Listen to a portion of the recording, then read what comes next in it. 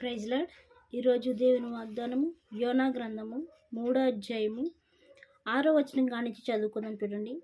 ఆ సంగతి నినివే రాజునకు వినబడినప్పుడు అతడు తన సింహాసనం మీద నుండి దిగి తన రాజవస్త్రములను తీసివేసి గోనె పట్ట కట్టుకుని బూడిదలో కూర్చుండెను. మరియు రాజైన తానును ఆయన మంత్రులను ఆజ్ఞీయగా, ఒకవేళ దేవుడు మనసు త్రిప్పుకొని పశ్చాత్తాపుడై మనము లయము కాకుండా తన కోపాగ్ని చల్లార్చుకొను గనుక మనుషులు ఏదియూ పుచ్చుకొనకూడదు, పశువులు కానీ ఎద్దులు కానీ గొర్రెలు కానీ మేత మేయకూడదు, నీళ్లు త్రాగకూడదు. మనుషులందరూ తమ దుర్మార్గములను విడిచిపెట్టి తాము చేయు బలాత్కారములను మానివేయవలెను. మనుషులనేమి పశువులనేమి సమస్తమును గోనెపట్ట కట్టుకొనవలెను. జనులు మనవపూర్వకంగా దేవునిని వేడుకొనవలెనని దూతలు నినివే పట్టణములలో చాటించి ప్రకటన చేసిరి.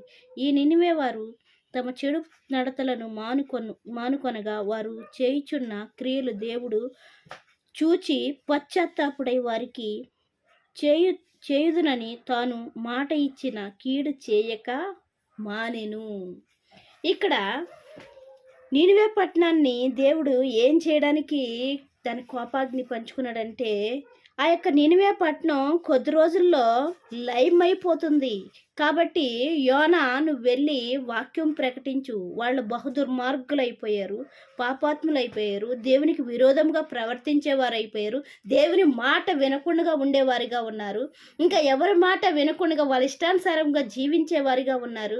కాబట్టి వాళ్ళ యొక్క దోషాన్ని, పాపాన్ని నేను చూడలేకపోతున్నాను, నేను భరించలేకపోతున్నాను. కాబట్టి దాన్ని నేను నాశనము చేయాలనుకుంటున్నాను. నా కోపము ఎక్కువగా వచ్చేస్తుందని దేవుడు యోనాతో చెప్పినప్పుడు, యోనా వెళ్ళి ప్రకటించడానికి ముందు దేవుని మాట వినకుండా ఉన్నాడు. తర్వాత మరలా దేవుని మాట విని దేవునికి విధేయుడై తర్వాత ఆ యొక్క నినివే పట్టణానికి వెళ్ళి వాక్యము ప్రకటించుచుండగా, ఇలాగ శ్రమ రాబోతుందని ప్రకటించుచుండగా, ఆ ఊర్లో ఉన్న ఒక రాజు ఆ మాట విని ఆయన కూడా ఉపవాసం ఉండి ప్రార్థన చేయడానికి, దేవుడు ఒకవేళ ఆయన కోపాన్ని చల్లార్చుకుని మళ్ళుతాడేమో, మనం నాశనం కాకుండా దేవుడు కాపాడుతాడేమో అని వాళ్ళందరూ కూడా ఉపవాసం ఉండి ప్రార్థన చేస్తున్నారంటండి.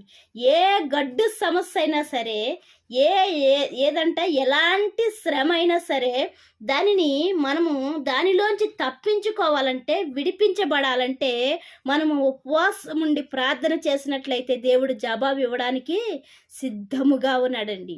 ఆయన జవాబు ఇవ్వడానికి సిద్ధంగానే ఉన్నాడు, నువ్వు అడిగిన దానికి ఇవ్వడానికి సిద్ధంగానే ఉన్నాడు. కానీ నిర్లక్ష్యము మన యొద్ద ఉన్నది. ఎలా జరగాలనుకుంటే అలా జరుగుతుందిలే, ఏం జరగాలనుకుంటే అది జరుగుతుందిలే అని మనము నిర్లక్ష్యముగా ఉండేవారిగా ఉంటున్నాం. అట్లా కాకుండా ఈ రాజయ్యుండి కూడా ఆయనే ఉపవాసం ఉండడమే కాకుండా ఆయన ప్రజలను, మంత్రులను, ఇంకా దాసీలను అందరినీ కూడా ఉపవాసం ఉండమని, ఆ ఊర్లో ఇంకా పశువులేమి, ఇంకా ప్రతిదీ కూడా ఏంటంటే గొర్రెలేమి, పశువులేమి, ప్రతిదీ కూడా నీళ్లు కూడా త్రాగకుండా ఉపవాసం ఉన్నాయంటండి.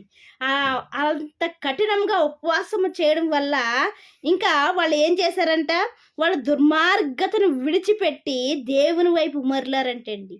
మరలి దేవునికి వేడుకొనగా దేవుడు ఏం చేశాడు, ఈ నినివే వారు తమ చెడు నడతను మానుకొనగా వారు చేయుచున్న క్రియలను దేవుడు చూచి, ఏంటంట, వాడు చెడు నడతను మానుకొని దేవునికి ఎప్పుడైతే ఉపవాసం ఉండి ప్రార్థన చేస్తున్నారో అప్పుడు ఏం చేస్తున్నాడండి, దేవుడు చూచి పశ్చాత్తాపుడై వారికి చేయుదునని తాను మాట ఇచ్చిన కీడు చేయక మానేను.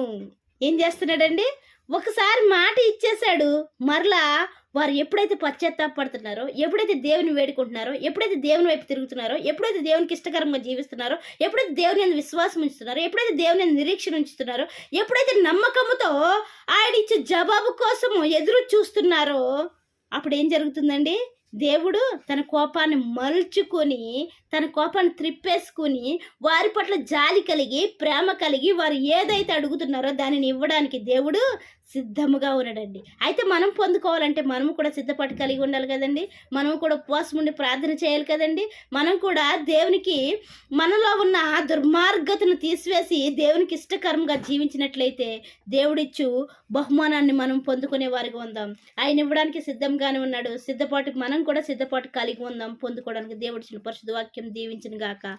వాక్య పరిచర్యలో మీ సహోదరి. ఆమేన్.